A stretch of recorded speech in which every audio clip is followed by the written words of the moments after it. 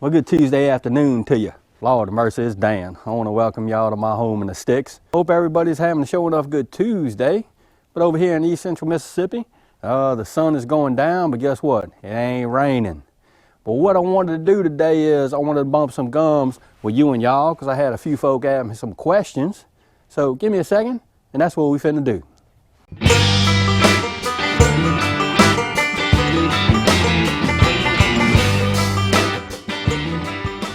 All right, you and y'all, we are in my shop.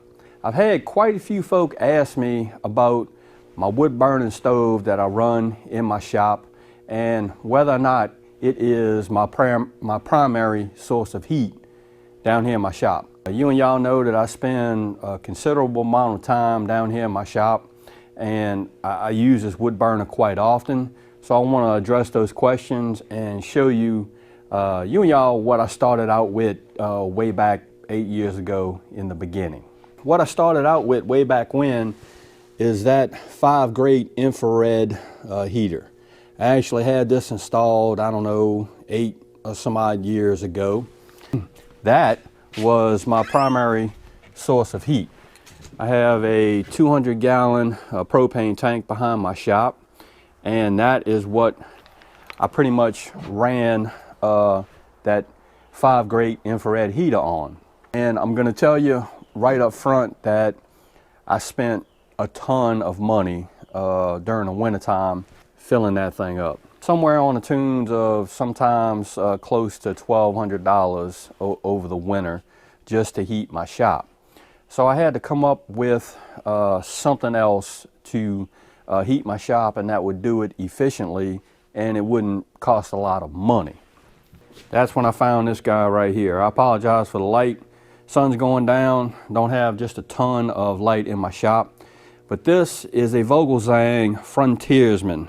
It's a model VG450ELG. Long story short, I looked around, tried to find one of these things, and I didn't want to spend the gigantic amount of money on one of these things. These things at the time, maybe 8 years ago, retailed for about $1,000. Didn't have the $1,000, so I went on a hunt. By chance, a local pawn shop had a wood burning stove set back at the store, in their store, and it was all covered in spider webs and dust and whatnot. And I seen it and I was like, oh, okay, yeah, that's what I'm looking for. So I went looking at it. I was like, damn, that's exactly what I want. Way back when somebody wanted a fireplace, wood burning stove in the shop, so I ended up getting that one at a really good price. It was used, but it was in extremely good condition. It's run in 6-inch pipe. I'm gonna tell you up front, Dan Referee showing off isn't a wood burning installer technician or anything like that. I've never installed one of these before, and I just watched some YouTube videos, asked a whole bunch of questions to some friends that have wood burning stoves, and I put it in. But it's all 6-inch pipe, and we'll go outside and I'll show you what it looks like from the outside. But this is all 6-inch black pipe, wood burning stove pipe, or stove pipe.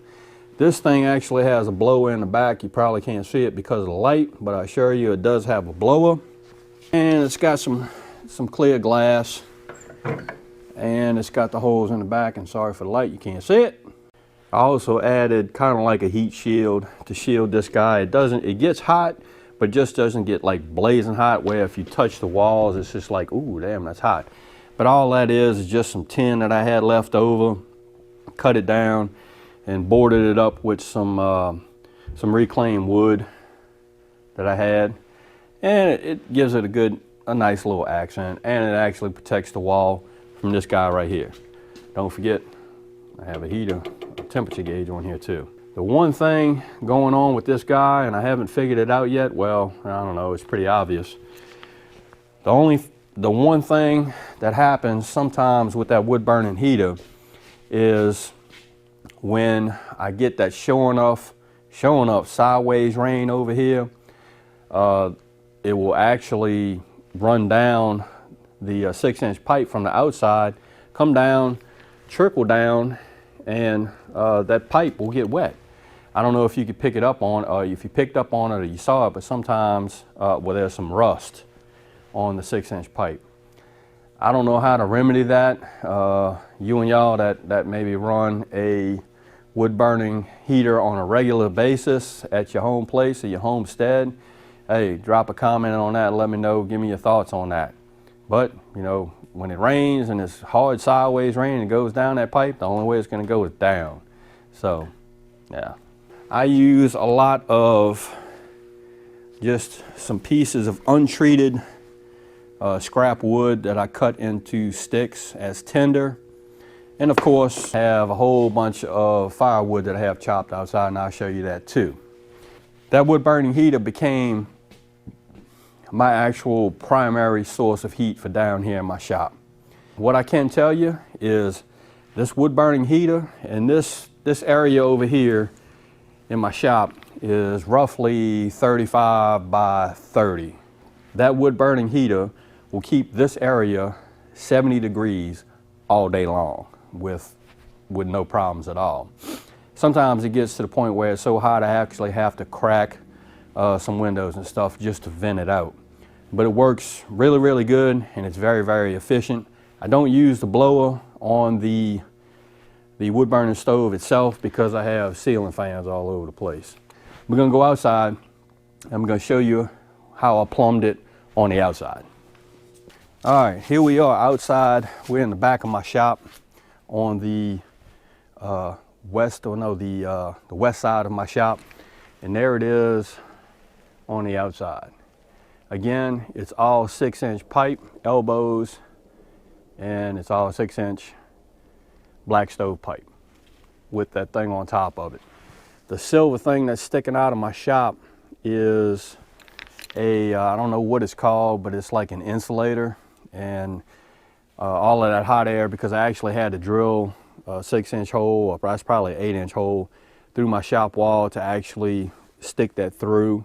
And that is the barrier between, it's the barrier that stops the heat from igniting anything, you know, in the walls, like the wood or anything like that.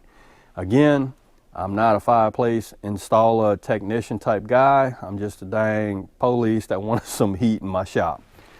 So that's what it looks like. I actually added some copper line to stabilize the pipe that's going up, because I get really, really high winds out here.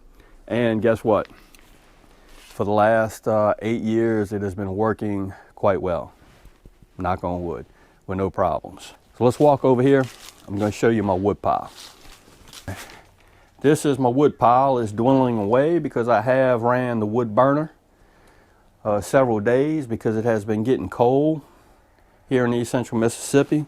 But all of this is split red oak, and that is some maple. I had a buddy of mine that actually cuts down wood for a living, and he cut down a big old oak tree and toppled a maple tree, and he couldn't use the maple or didn't want it.